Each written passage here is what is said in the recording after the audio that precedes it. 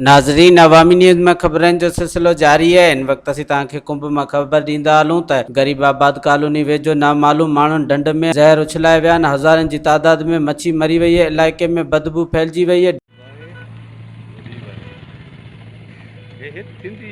थोड़ी वॾी थींदी आहे माण्हू छॾींदा किथे त शेख खाईंदा आहिनि।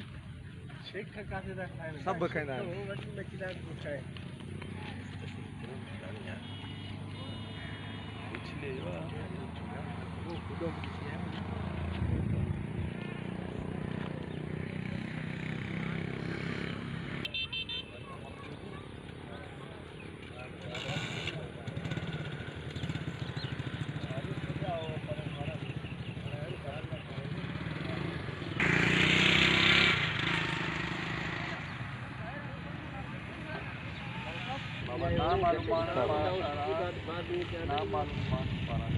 ये ॾिसूं त अलाए कीअं ज़ुल्म कयो आहे।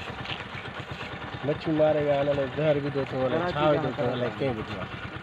ऐं हिते बदबू बीमारियूं फैलिजो, सॼो ज़ुल्म थींदो हिते। इन जे लाइ कुझु कयो वञे, सफ़ाई कराई वञे या ॿियो कुझु कयो वञे। हिते त सफ़ाई त माण्हू हाणे बीमार थींदा, मरंदा।